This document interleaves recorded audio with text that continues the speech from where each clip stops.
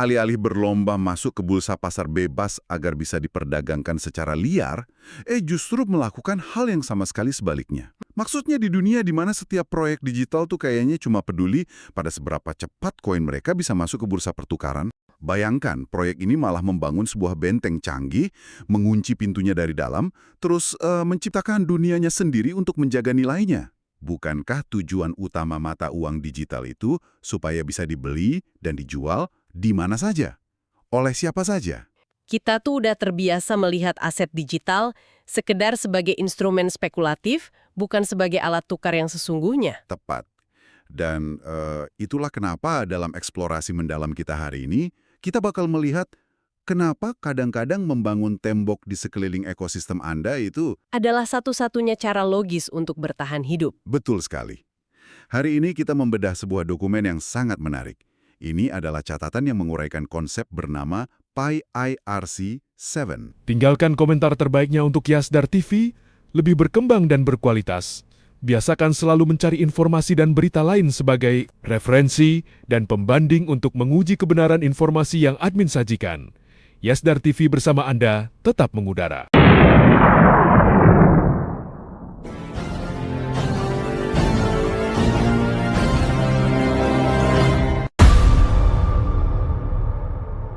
Pi Network, Pi 1 Year, GCV 314159.พวกเรารอ Pi Network Pioneer GCV 459 Pi Network, misi eksplorasi mendalam kita sangat jelas. Kita mau mengurai anatomi dari benteng 7 lapisan ini. Benteng yang dirancang khusus untuk menjaga kedaulatan ekonomi jaringan mereka.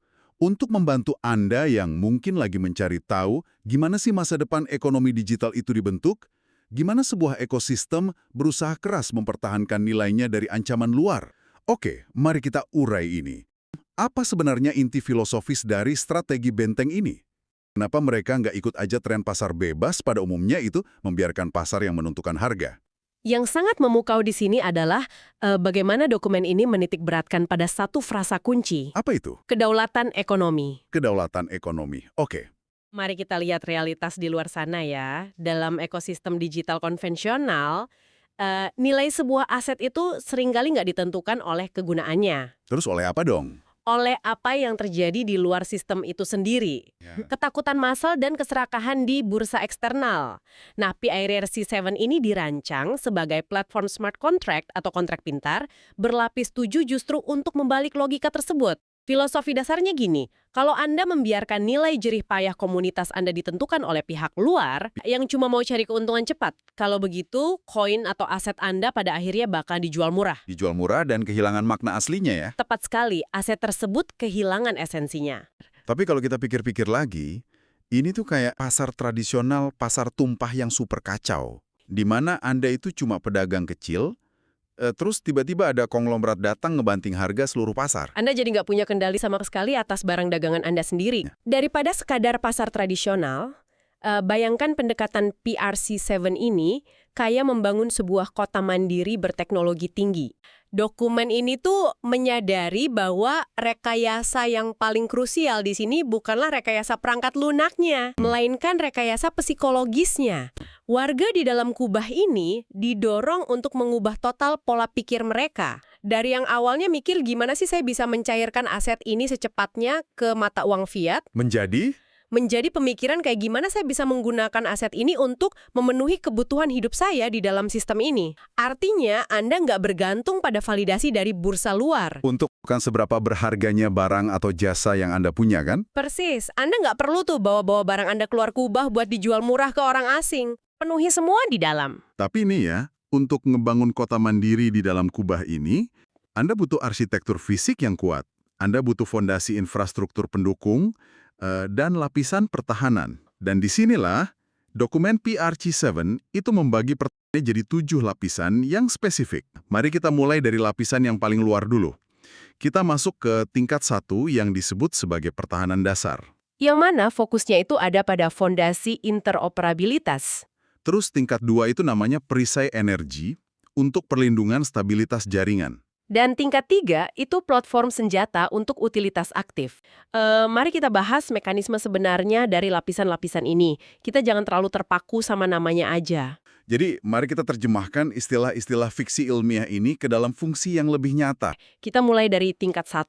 Tingkat 1 ini sebenarnya murni soal memastikan aliran data dan nilai itu berjalan tanpa gesekan di seluruh ekosistem. Jadi interoperabilitas di sini tuh berarti kalau Anda udah memverifikasi identitas Anda, atau Anda punya saldo di satu aplikasi di dalam ekosistem Pi ini, status tersebut bakal secara otomatis dan mulus diakui di aplikasi lain. Tanpa ini, kubah Anda itu bukan satu kota yang utuh, melainkan kayak 100 desa kecil yang saling terisolasi. Tingkat 2 nih, yang namanya perisai energi. Yang ditahan oleh tingkat 2 ini adalah guncangan sistemik.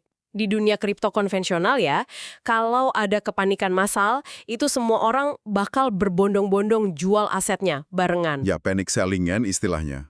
Panic selling ini bikin jaringan macet dan harga bisa runtuh jadi nol cuma dalam hitungan jam. Dia beroperasi lewat mekanisme teknis kayak pembatasan laju transaksi dinamis atau rate limiting. Oh, semacam circuit breakers atau pemutus sirkuit ya kalau di pasar saham. Kalau algoritma mendeteksi ada lonjakan aktivitas yang nggak wajar, atau bisa juga upaya dumping massal dari dalam, nah lapisan ini bakal langsung menstabilkan aliran jaringan secara teknis. Supaya infrastruktur intinya nggak ikut runtuh gitu. Tepat. Jadi fungsinya untuk menyerap guncangan kinetik dari kepanikan pasar tersebut.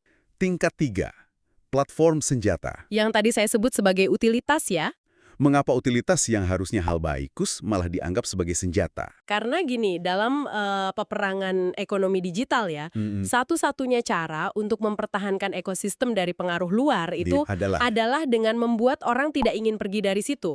Senjata di sini tuh adalah software development kits atau SDK, antarmuka pemrograman atau API, dan alat bantu buat para developer. Oh, jadi ini perangkat untuk mempersenjatai para pembuat aplikasi ya? Jadi semakin banyak aplikasi yang dibangun sama orang-orang kayak Siti ini, semakin besar utilitas koin tersebut di dalam kubah.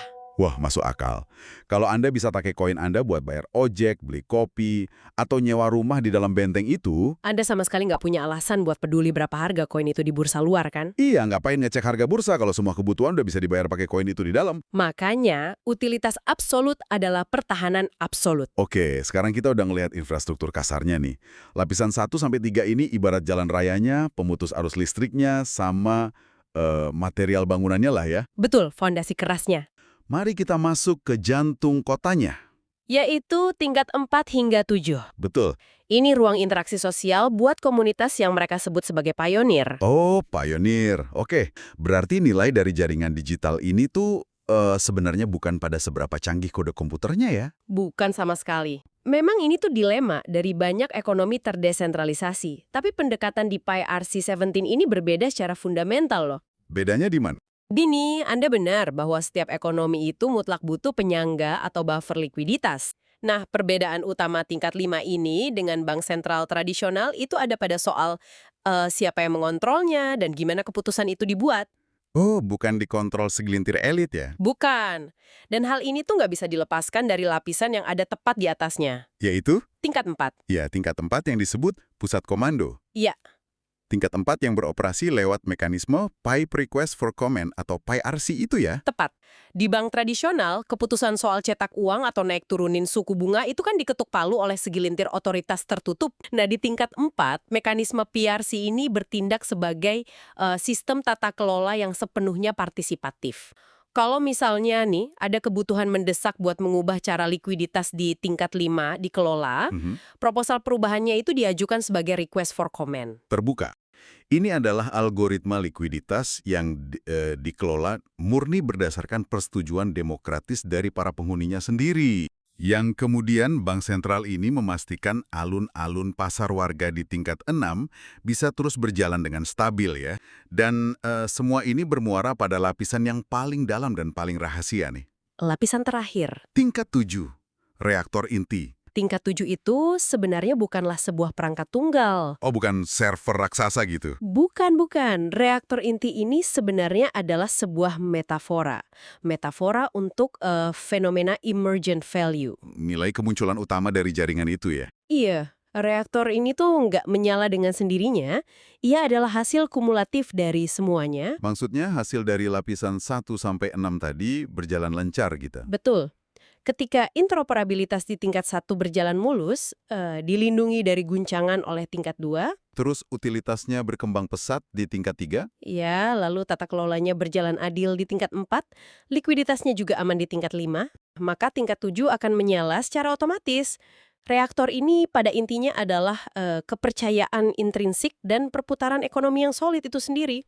Jadi kalau lapisan atasnya bermasalah, reaktornya bisa mati dong. Pasti, Benteng telah terbangun, temboknya kokoh, utilitasnya melimpah, tata kelolanya adil, dan reaktor intinya memompa nilai ke seluruh sudut kota.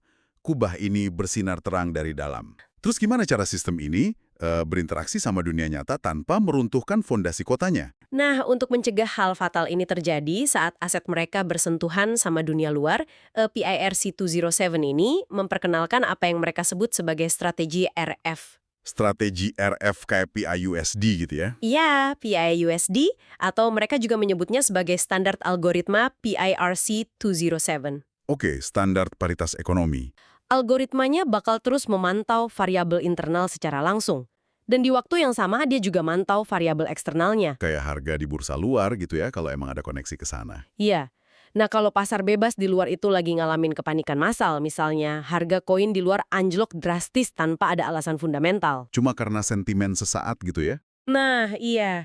Dalam situasi itu, algoritma PRC-207 bisa secara langsung menyesuaikan biaya transaksi lintas rantai atau cross-chain fees. Oh, dia bisa naikin biaya transfer keluarnya. Betul. Atau dia juga bisa menyesuaikan rasio likuiditas di tingkat 5 tadi dan mendesain ulang beban imbal hasil. Supaya orang-orang tuh nggak punya insentif finansial buat melakukan pembuangan massal atau dumping dari dalam keluar. Dia memaksa nilai yang keluar atau nilai yang mau masuk untuk tunduk pada keseimbangan internal, benteng, bukan sebaliknya. Wah, ini brilian sih. Algoritma ini memastikan desain sistem dan kedaulatan ekonomi di ketujuh lapisan tersebut tetap utuh ya, tak peduli sekeras apa badai di luar kubah. Tetap berdiri tegak. Jadi, apa makna dari semua ini? Sebelum admin lanjutkan, bagi sahabat yang memerlukan baju kebesaran P-Network, silakan untuk melakukan pemesanan dan sekaligus check out pada sejumlah link yang telah admin sematkan di kolom deskripsi.